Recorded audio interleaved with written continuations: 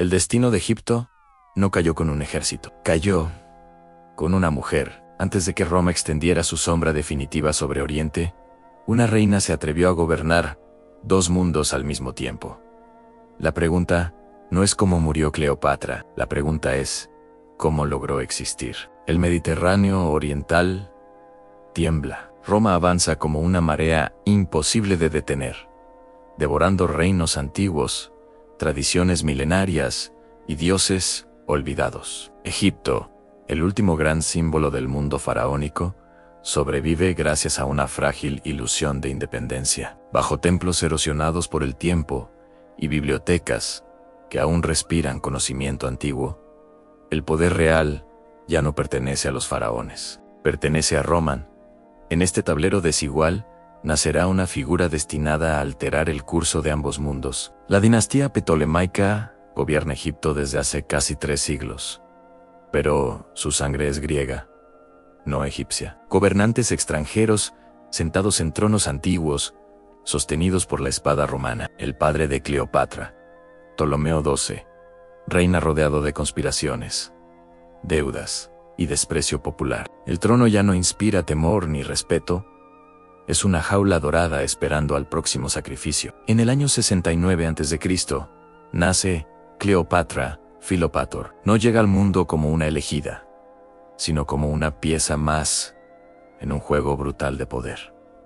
No es la heredera principal, no es la favorita, es simplemente una hija más en una familia donde los hermanos se asesinan y las alianzas duran lo que dura la ambición. Nadie imagina que esta niña hablará el idioma de los dioses y el de los conquistadores, mientras otros príncipes entrenan para la guerra. Cleopatra observan, escucha, aprenden en los pasillos del palacio, comprende una verdad esencial. La fuerza no siempre vive en la espada, vive en la palabra, en el conocimiento, en entender al enemigo antes de que el enemigo sepa que lo es. Desde temprano, domina idiomas, filosofía, astronomía y política. Se convierte en la primera de su dinastía en hablar egipcio. No quiere gobernar como extranjera, quiere gobernar como símbolo. Roma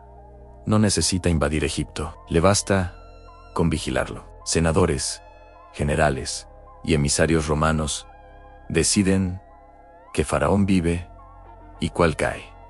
El oro del Nilo financia guerras romanas. El grano egipcio alimenta legiones enteras. Cleopatra crece entendiendo que su reino no es soberano, es estratégico. Y quien controla Egipto, controlará a Roma desde la sombra. Cuando Ptolomeo II muere, el equilibrio se rompe. Cleopatra, aún joven, asciende al trono junto a su hermano menor. El poder compartido no es un acuerdo, es una sentencia. La corte se divide, en los consejeros conspiran. Las sonrisas esconden cuchillos. Cleopatra descubre que el trono no se hereda, se sobrevive, y para sobrevivir deberá pensar como nadie antes. Los aliados de hoy se convierten en enemigos mañana. Cleopatra es aislada, desacreditada y finalmente expulsada del poder. Egipto, su reino, se vuelve inaccesible. No hay ejército que la respalde, no hay corona sobre su cabeza, solo queda su mente y una comprensión brutal del juego. Al perder el poder, fue solo el primer movimiento. Exiliada, sin ejército ni trono, Cleopatra no huye en planea. En algún lugar del mundo romano, un hombre está a punto de cruzar su camino. Un hombre que decidirá el destino de Egipto sin saber que ella decidirá el suyo. El tablero está completo. La reina ha caído. Ahora viene algo mucho más peligroso.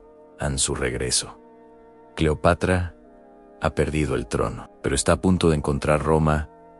No te pierdas.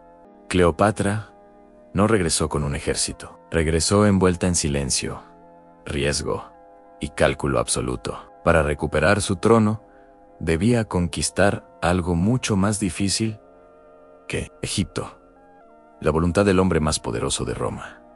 Esta no es la historia que te contaron en la escuela. Esta es la crónica de una jugada maestra que cambió la historia. Fuera de Egipto, Cleopatra no se comporta como una reina derrotada. Observa con frialdad cómo su hermano, Ptolomeo, gobierna bajo la manipulación de consejeros ambiciosos. El Nilo sigue fluyendo, pero el reino se descompone lentamente. Desde su exilio, ella comprende algo fundamental.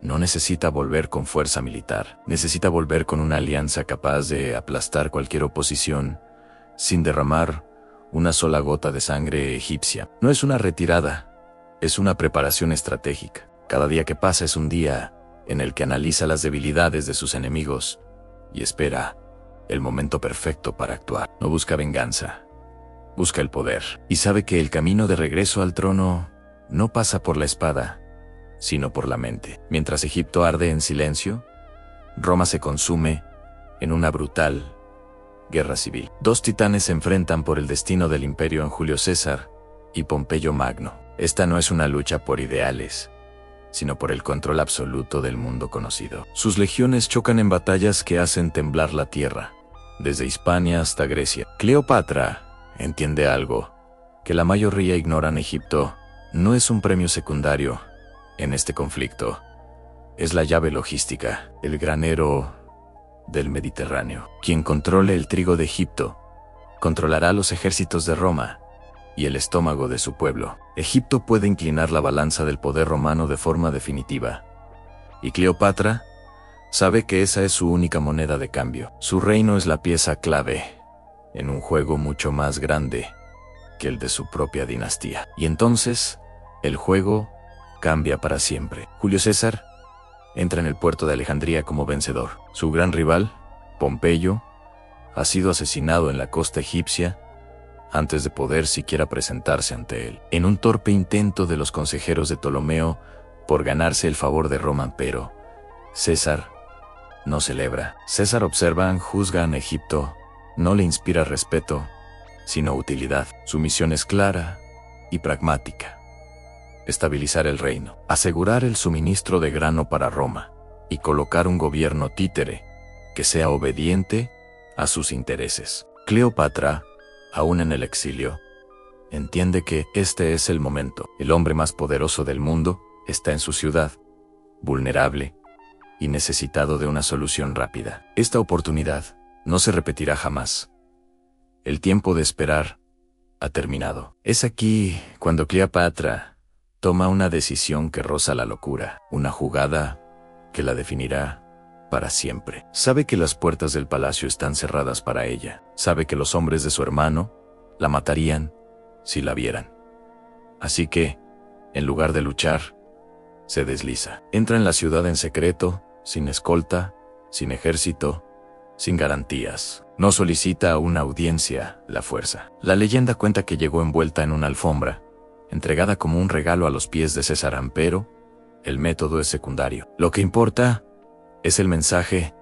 No se presenta como una suplicante pidiendo ayuda, se presenta como una igual, como la legítima gobernante de Egipto. Su mensaje no es emocional, es puramente estratégico. En Egipto necesita estabilidad para sobrevivir, y Roma necesita un Egipto funcional para prosperar. Y ella es la única que puede garantizar ambas cosas. El encuentro no es romántico, es político en su forma más pura. Dos mentes entrenadas para sobrevivir y dominar en sistemas brutales se observan con una cautela casi animal. No hay seducción, hay evaluación. César, el genio militar y político, ve en Cleopatra algo que rara vez se encuentra, en una gobernante que entiende el juego de Roma mejor que muchos romanos, una estratega que no piensa en términos de dinastía, sino de geopolítica. Por su parte, Cleopatra ve en César una oportunidad peligrosa, pero absolutamente indispensable. El único hombre con el poder suficiente para devolverle el trono. No hay promesas de amor ni juramentos eternos. En esa habitación hay cálculo mutuo. Una alianza forjada no en la pasión, sino en la ambición compartida. Dos depredadores que reconocen que, por ahora, les conviene más cazar juntos. La reacción a esta alianza no se hace esperar. La ciudad de Alejandría estalla en violencia. Los partidarios de su hermano Ptolomeo, enfurecidos por la intervención de César, rodean el palacio real. Cleopatra, la reina que acaba de regresar, queda atrapada junto a su nuevo aliado romano en territorio completamente hostil. Lo que había comenzado como una negociación política se convierte de inmediato en una guerra urbana desesperada. El conflicto ya no es simbólico, es una lucha por la supervivencia. Calle por calle. El fuego consume edificios. La legendaria biblioteca de Alejandría sufre daños irreparables y las calles antiguas se llenan de sangre. Egipto se ha convertido en un campo de batalla, donde chocan el antiguo poder de los faraones, las ambiciones de Roma y el destino de una reina dispuesta a arriesgarlo todo. Finalmente, las legiones de César y la brillantez estratégica de Cleopatra se imponen. La victoria llega, pero no sin un costo terrible. Su hermano y rival, el joven Ptolomeo XIII, muere ahogado en el Nilo durante la huida. Cleopatra recupera el trono de Egipto, pero ya no lo hace en solitario. Su victoria ha sido comprada con poder romano, y Roma ha decidido quién gobierna Egipto. La reina vuelve a sentarse en el trono de los faraones, un trono ahora manchado de sangre familiar y compromiso extranjero. Al mirar a su pueblo, es consciente de una verdad amarga y universal. El poder que es devuelto por otros nunca es completamente tuyo. Siempre viene con condiciones, con deudas, que tarde o temprano habrá que pagar. La independencia de Egipto ha sido sacrificada para salvar la corona. Con el conflicto terminado, Egipto vuelve a tener a su reina. Pero ya no es un reino libre. Cleopatra gobierna, mientras las águilas de Roma observan desde la distancia. Los templos siguen en pie, las ceremonias se reanudan y el Nilo sigue fluyendo, trayendo vida a la tierra. Sin embargo, ahora cada decreto, cada decisión comercial, cada alianza, tiene un eco que resuena en los pasillos del Senado romano. La corona, que tanto luchó por recuperar, pesa más que nunca, cargada no solo con el futuro de su pueblo, sino también con las expectativas de Roma. Y lo que acaba de comenzar no es una historia de paz y estabilidad, es el inicio de una historia de dependencia peligrosa.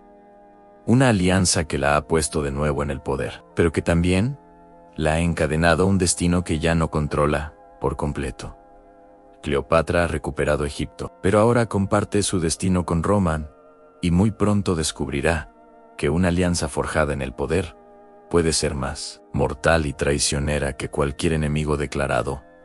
El juego acaba de empezar. Egipto vive una calma tensa. El trono está ocupado, los rituales continúan, y el pueblo ve en Cleopatra a una reina restauradora. Pero bajo la superficie, nada es estable. Julio César permanece en Alejandría mucho más tiempo del esperado. Su presencia no es casual ni puramente romántica, es política, en su estado más puro. Cada día que pasa, Roma y Egipto se entrelazan de una manera más profunda y peligrosa. La estancia prolongada de César no es un capricho. Mientras él está en Alejandría, su poder en Roma se consolida a distancia, pero su influencia en Egipto se vuelve directa, casi tangible. Para Cleopatra, esta es una oportunidad única, un juego de alto riesgo donde el premio es la supervivencia de su dinastía y la autonomía de su reino. Pero también es una cuerda floja sobre un abismo, un movimiento en falso, una palabra mal interpretada, y todo podría derrumbarse. El aire en la capital egipcia está cargado. Los soldados romanos caminan por las mismas calles que los sacerdotes de Isis, y los estandartes del águila romana ondean no muy lejos de los obeliscos faraónicos. Cleopatra sabe que no puede expulsar a Roma por la fuerza. Su ejército es insignificante comparado con las legiones de César entonces. En lugar de luchar, decide seducir, no en un sentido romántico, sino estratégico. Aprende el idioma de Roma, sus costumbres, sus debilidades. Observa a César, estudia su ambición, entiende qué es lo que realmente busca.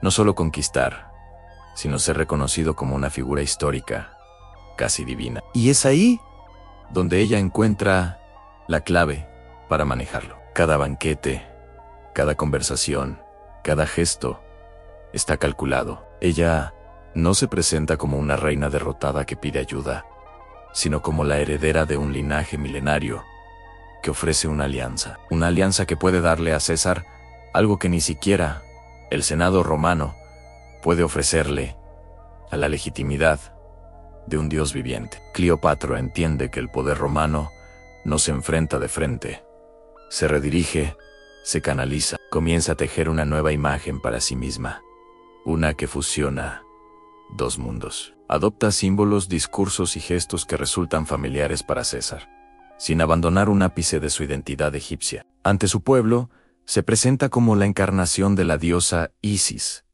la faraona legítima que garantiza la crecida del Nilo y la prosperidad.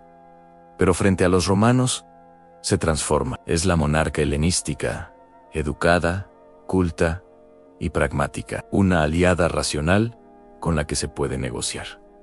No se somete, merece, adapta. Y en esa adaptación, en esa camaleónica capacidad de ser dos reinas en una, nace su verdadera y formidable fuerza. Ella organiza procesiones majestuosas que son un espectáculo de sincretismo cultural. En ellas, la opulencia tradicional egipcia, con sus barcas sagradas, sus sacerdotes con máscaras de dioses y sus adornos de oro, se mezcla sutilmente con elementos que un romano reconocería y respetaría. Quizás un estilo de túnica que recuerda a la toga, o la presencia de guardias que marchan con una disciplina casi legionaria.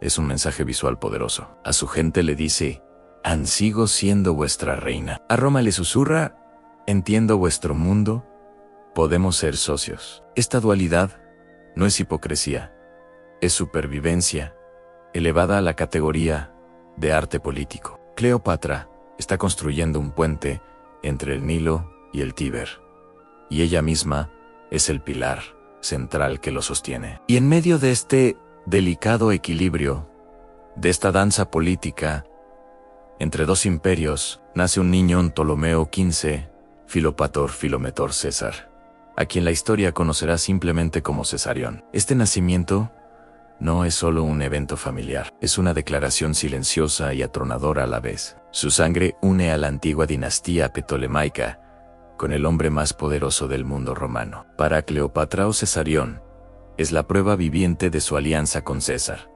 un ancla que asegura su posición. Para Egipto, el niño es un futuro garante de continuidad, la promesa de que la línea de los faraones no se extinguirá, sino que se fortalecerá al mezclarse con el poder emergente de Occidente.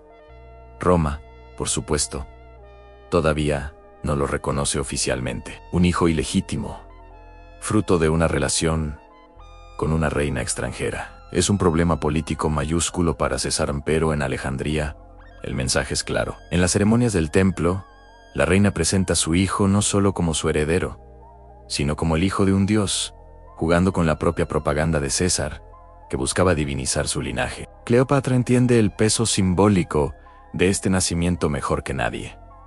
Cesarión no es solo un niño, es un argumento político hecho carne, una pieza clave en el ajedrez que ella está jugando por el futuro de su reino. Con su posición en Egipto, aparentemente asegurada por la presencia de César y el nacimiento de su hijo, Cleopatra toma una decisión audaz, casi temeraria, al viajar a Roma, pero no va como una reina conquistada para ser exhibida en un desfile triunfal. Va como una aliada visible, como jefa de Estado, en una visita diplomática. Cruza el Mediterráneo en una flota magnífica, llevando consigo no solo su corte, sino la imagen viva y exótica de Egipto. Su llegada a la capital imperial es un evento sin precedentes que despierta una mezcla de fascinación, envidia y profundo resentimiento. Nunca antes, una reina extranjera, una monarca con poder real, había caminado tan cerca del corazón del poder romano, y menos aún como invitada personal del hombre que gobernaba la República. Su presencia en la ciudad es una provocación andante para la vieja guardia aristocrática. En Roma, Cleopatra no es bienvenida. Es, en el mejor de los casos, tolerada. Reside en una de las villas de César, a las afueras de la ciudad. Un lujo que solo sirve para alimentar los rumores y la desconfianza. Los senadores, hombres como Cicerón, la miran con un desprecio apenas disimulado. No ven a una reina aliada, ven un símbolo del poder excesivo y de las tendencias monárquicas de César. Ella representa todo lo que la República Romana tradicionalmente teme y rechaza en una autoridad absoluta, nacida fuera de su sistema legal. Una influencia que no proviene de las legiones, ni de la ciudadanía, sino del carisma personal y la riqueza de un reino extranjero. Las historias sobre su lujo, su inteligencia y, sobre todo, su influencia sobre César, corren por el foro como un veneno. La reina del Nilo se ha convertido en una amenaza ideológica en el corazón mismo de Roma. La tensión alcanza un nuevo nivel cuando César, en un acto de desafío monumental, ordena erigir una estatua de oro de Cleopatra en el templo de Venus Genetrix, la mítica antepasada de su propia familia. El gesto es mucho más político que personal. Al colocar la imagen de una reina egipcia junto a la de una diosa romana, César está enviando un mensaje inequívoco a sus rivales. Él reconoce a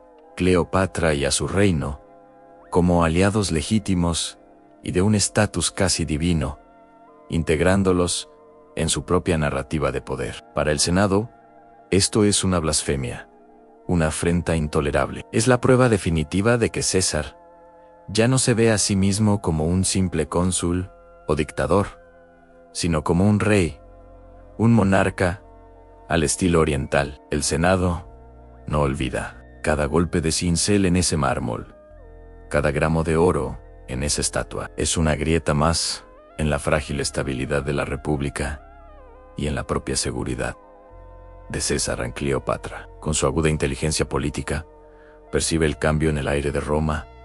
Las miradas se endurecen, las conversaciones se detienen cuando ella entra en una habitación. Los silencios se alargan y se vuelven pesados. Ella ha vivido toda su vida en una corte llena de intrigas y conspiraciones. Sabe reconocer las señales del peligro. Entiende la mentalidad romana mejor que lo que los romanos creen. Sabe que Roma puede perdonar a un general victorioso, pero no a un hombre que aspira a ser rey. César ha acumulado demasiado poder, ha humillado a demasiados aristócratas y ha desafiado demasiadas tradiciones. Cleopatra entiende algo esencial, antes que muchos, en el propio círculo de César.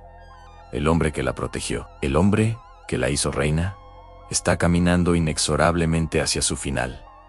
El poder que lo elevó está a punto de destruirlo. Y entonces, en los idus de marzo del año 44 a.C., sucede lo impensable. 23 puñaladas en el suelo del Senado. Julio César es asesinado.